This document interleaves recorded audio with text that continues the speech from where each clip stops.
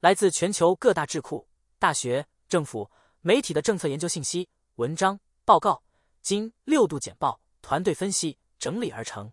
6度简报的网址是6dobrief.com。外国商人和官员对习近平的日益严厉有共识。经济学人，在西方民主政府中，对于中国的性质，人们正在经历一个不愉快的清晰时刻。这种悲观的共识形成之前，欧洲领导人在冲突初期曾经建议中国成为理想的和平调解者，但最近的斯德哥尔摩中国论坛展示了一种共同的、持久的悲观情绪。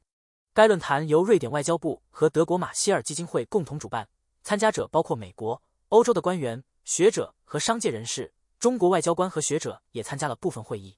在最新的论坛上，乌克兰战争成为一个悬而未决的话题。一些欧洲领导人曾在冲突的早7月份中提到中国作为理想的和平调解者，但现在参与者们讨论的是中国使馆代表在欧洲首都游说乌克兰放下武器，与俄罗斯和平谈判，同时把弗拉基米尔·普京描绘成为自卫行动的统治者。一位演讲者将中国与俄罗斯的勾结称为西方政府的奠基，预计中国将在冲突结束和战后重建中发挥作用，尤其是乌克兰政府希望习近平出席谈判。然而，斯德哥尔摩的与会者对中国帮助设计欧洲未来安全架构的任何想法都感到震惊。对于此类不信任，他们听到过中国官员指责北约防卫联盟在乌克兰战争中的责任，并推动一个世界秩序，其中个别国家通过变动的不涉及价值观的利益计算来追求安全。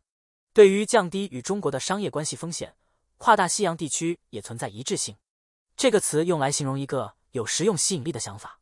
美国、欧洲和其他西方政府和企业希望避免过度依赖中国在关键物资和产品供应商上，并确保与中国的交往符合他们的利益、价值观和安全关切。引用瑞典总理乌尔夫·克里斯特松在论坛上的公开谈话，中国官员在一些外国企业高层的支持下，指责西方政府计划全面脱钩，这将导致破坏性和昂贵的后果。事实上，有关脱钩的谈话是一个把稻草人。跨大西洋的内部人士表示，美议案的人都认为，与中国的贸易中大概有2/3涉及不涉及战略影响，并应该得到鼓励。同时，各国政府一致认为需要更加密切地审查一些行业和交易。欧洲国家对于出口管制比美国更加警觉，以阻止中国利用西方技术建造先进武器或压制工具。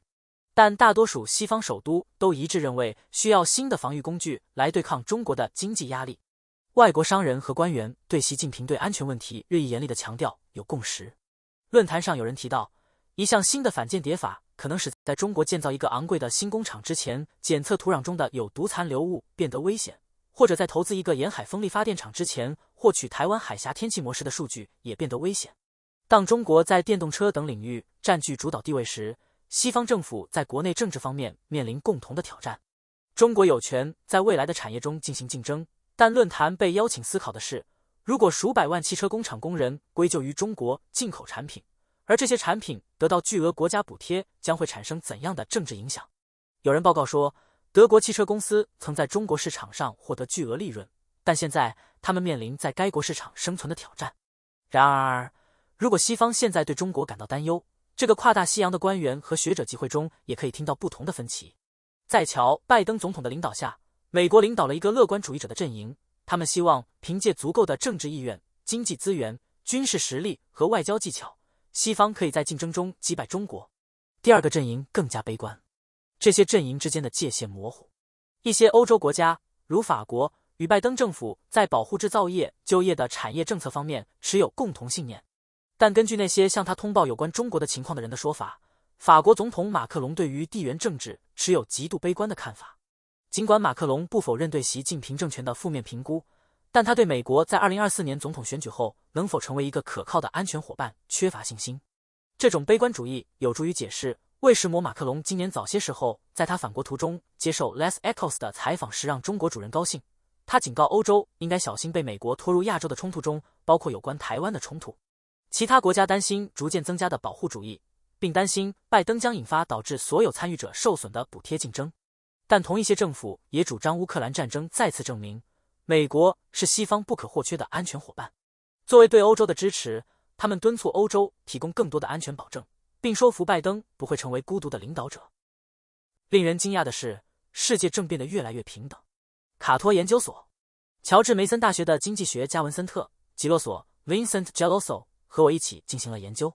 我们发现，尽管全球不平等无疑仍然存在，但实际上正在缩小。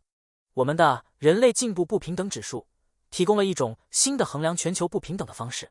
它比以往任何一个国际不平等指数更为全面，考虑了更多的维度。我们发现，除了全球收入不平等的下降外，寿命不平等、营养不平等、教育不平等、互联网接入不平等和政治自由不平等也都在下降。世界各地的差距正在缩小，最重要的是，整体全球不平等正在下降。这个结果在我们测试的各种规格下都是一致的。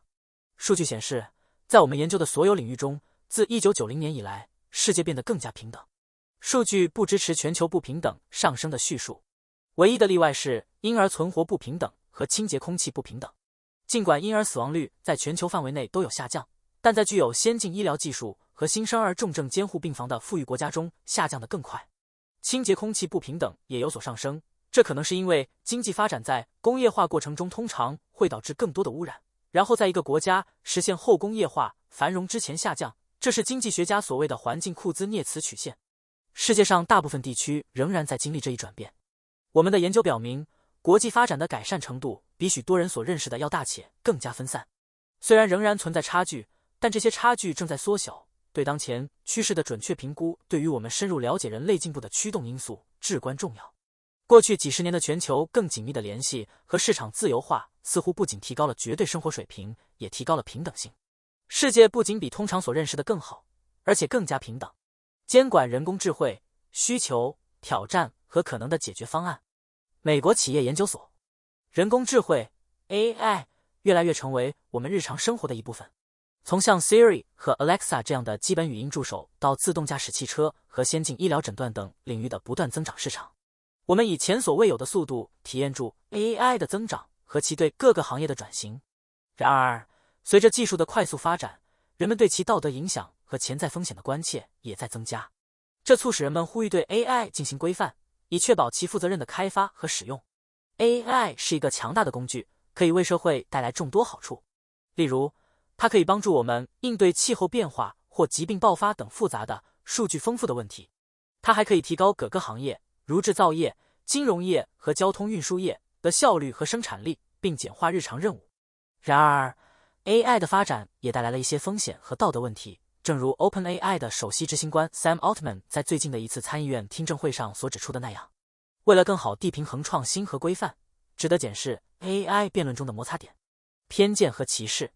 AI 算法是基于可能包含偏见或反映历史歧视的数据集开发的，这可能是出于有意或无意的遗漏或添加，因此它们可能会持续甚至加剧社会中现有的不平等。例如，目前的人脸识别系统在识别女性或有色人种时的准确性要低于白人男性。自动化和职位转移。预计在未来10年内， AI 系统将推动全球年度 GDP 增长约 7%， 即将增加近7万亿美元。为了实现这重劳动生产力的增长，我们需要为技术的应用做好教育和重新技能培训的准备，以便我们的劳动力在制造业、零售业和客户服务等各个行业有机会获得工作增强。如果我们错过了培训和教育周期，这一趋势可能导致大规模的失业。责任和法律责任。 AI 系统可以做出对个人或整个社会具有重大后果的决策，然而通常不清楚在这些系统导致损害或损失的情况下，应该由谁负责或承担法律责任。我们需要设计能够做出准确预测的 AI 系统，但我们也需要确保这些系统不会代表人类做出判断。鉴于这些风险和关切，制定确保 AI 平衡发展的标准协议至关重要。这可能以行业特定的负责任使用协议或共识最佳实践形式存在，以避免意外损害。然而，规范 AI 本身也面临一些挑战，必须克服这些挑战才能改变成本效益分析。对术语和定义缺乏共识。全球范围内的政府或行业合作伙伴对 AI 或 AGI 的定义尚无广泛一致，这使得建立清晰且具适应性的规范框架变得困难。此外，可解释性或公平性等术语的含义可能因上下文或利益相关者的角度而有所不同，难以预测未来发展。AI 以前所未有的速度发展，使得准确预测其未来能力或应用变得困难，这使得制定足够灵活以应对新场景的规范变得困难，而不会扼杀创新。平衡利益和风险。我们需要优先考虑基于风险的结果来进行规范，而不是仅仅规范基础技术。过度的规范可能抑制创新，在国际 AI 至高无上的时候减缓进展，而过度松懈的规范则可能导致其他无法预见的后果。专业知识不足，制定有效的规范需要来自法律、伦理、计算机科学、经济学和社会科学等各个领域的专业知识。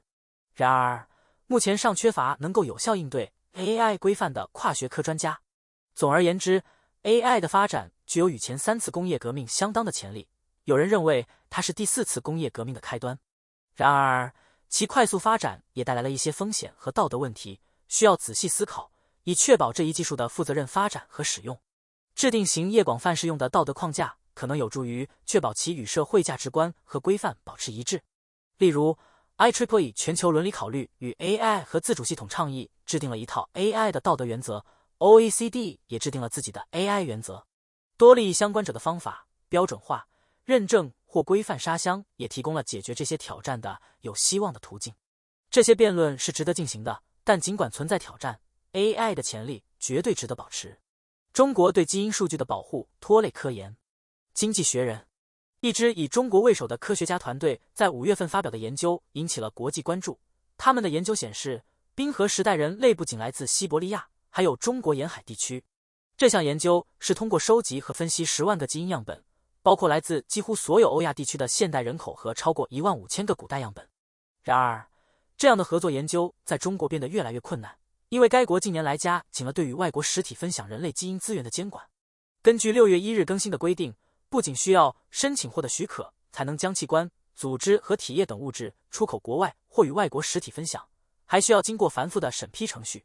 这重监管体制对跨国制药公司造成了沉重负担，并且阻碍了生物医学研究的国际合作。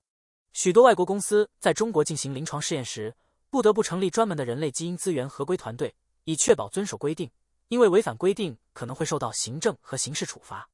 这重监管体制对于中国的科学家和外国科学家来说都带来了困难。许多政府对基因数据和材料的收集和使用进行监管，主要出于对知情同意和患者隐私的考虑，但中国在这方面的监管被认为达到了极端程度。尽管最新的规定在某些方面放宽了限制，但科学界对于科学部仍负责执法感到失望。他们原本期望负责执法的权利能转移到国家卫生机构，因为希望后者能更加重视研究需求。对于中国人类基因样本的稀缺，中国公众可能是最受影响的一方，因为近90%的全球基因研究数据来自西方人口的样本，这意味着大多数研究都集中在这些人口的与疾病相关的突变上。中国国家主席习近平多年来一直提到他所称的红色基因，并表示这种革命性的 DNA 可以代代相传，并渗入中国群众的血液。然而，当谈到中国人民的现实基因资料时，中国政府似乎对其能否传播持有类似强硬的立场。为什么拉丁美洲工人如此低效？经济学人，拉丁美洲的经济表现不佳。这篇文章强调了几个因素，这些因素包括低生产力、薄弱的投资、教育差距、垄断企业存在和庞大的非正规部门。低生产力，拉丁美洲的工人被发现是全球生产力最低的。该地区在科技、基础设施和教育方面的投资有限，难以提高生产力。投资薄弱，与其他新兴市场相比，拉丁美洲的投资水平相对较低。对新技术和基础设施的缺乏投资阻碍了生产力增长。教育差距，拉丁美洲国家在教育方面面临着重大挑战。该地区的学生在科学、数学和英语测试中表现不佳，与 OECD 同侪相比落后。疫情进一步加剧了这些教育差距。垄断企业存在，许多拉丁美洲国家存在高度集中，少数大型企业主宰住经济。这些垄断企业阻碍了竞争、创新和生产力增长。政府往往通过设立进入壁垒或从事腐败型未来加剧问题。庞大的非正规部门，拉丁美洲的非正规部门规模巨大，相当大比例的劳动力从事非正规就业。非正规工人生产力较低，他们的企业在获得信贷和扩大经营方面面临困难。文章建议，解决这些挑战并实施有效的经济政策，对于拉丁美洲未来的增长至关重要。该地区需要在教育方面投资，促进竞争，减少官僚主义和腐败，并营造一个更有利的商业环境来吸引投资。如果不能做到这一点，可能会继续面临增长疲弱和错失机遇的情况，特别是面对重塑全球格局、回流生产和绿色转型等变化时。消极偏见如何扭曲关于人工智慧的对话。美国企业研究所，负面偏见在讨论人工智慧 AI 时是一个重要的观点。负面偏见指的是我们倾向于专注于问题和潜在威胁的情况，这重倾向在人类的进化和生存本能中根深蒂固。这种偏见使我们更关注负面信息，并对潜在风险和挑战感到担忧。然而，在讨论 AI 时，我们需要保持平衡，不仅仅专注于其潜在优点或灾难性情景。正如文章中提到的 Mark Andreessen 的观点强调 AI 的潜在好处，同时淡化了一些担忧。虽然承认 AI 的潜在好处很重要，但同样重要的是承认并应对这项技术可能带来的风险和挑战。科技进步，包括 AI 的发展和应用，往往同时带来好处和干扰。从农业社会到工业社会，再到以服务为基础的经济体系的转变，都对人们的生活和就业产生了深远的影响。同样的，引入 AI 可能会引发就业干扰并导致各行业的变化，这可能会引发焦虑和不确定性，特别是对那些技能可能不足以应对自动化的人而言。与其试图阻止或抵制 AI 所带来的转变，更重要的是寻找方法在最大程度上获得好处，同时减轻负面影响。这包括积极的措施，例如投资于教育和再培训计划，使人们具备应对 AI 驱动经济的必要技能。这还需要深思熟虑的伦理和监管框架，以确保负责任的开发和应用 AI 系统。总而言之，了解负面偏见有助于我们认识到自己专注于问题和潜在威胁的倾向。虽然承认 AI 的潜在好处很重要，但同样重要的是应对其实施可能带来的挑战和风险。通过采取平衡的方法，我们可以最大限度地发挥 AI 的潜力，同时减轻其负面影响。为什么台湾很重要？战略与国际研究中心，国际战略与国际研究中心 CSIS 亚洲项目有幸邀请到参议员丹·萨利文，他是参议院军事委员会的高级成员，就台湾议题进行一场谈话式讨论。萨利文参议员在此问题上一直是参议院的领导者，关注中国共产党对一个自由繁荣的台湾所构成的威胁。他在参议院领导了多项努力，推动了支持台湾的跨党派立法，并于2021年访问了台湾。今年3月，带领一个跨党派的参议院代表团到纽约与台湾总统蔡英文进行会面。本次活动得以实现，感谢对国际战略与国际研究中心的慷慨支持。缅甸武装抵抗运动内部，经济学人。据 NUG 官员 Kobait 称，缅甸民族团结政府 NUG 的部队正在与执政的军政府作战，在组织人民国防军 PDF 方面进展缓慢。虽然大多数民兵部队都隶属于 NUG， 但协调和装备他们比最初预期的要困难得多。大多数 PDF 装备很差，只有 30% 的部队被认为拥有枪支。尽管 NUG 进行了众筹和相当大的努力，但他未能赢得外国的认可或支援。为了养活和装备其部队，他依靠数位彩票、应用城市捐赠和出售属于政变领导人敏昂莱将军的财产，以及在军队控制的土地上分享未来发展。目前估计有300多名人民国防军，超过65000名战士，其中大多数隶属于 NUG。 在军队与这些民兵之间的2年战斗中，缅甸有200多万人流离失所，3万多人丧生。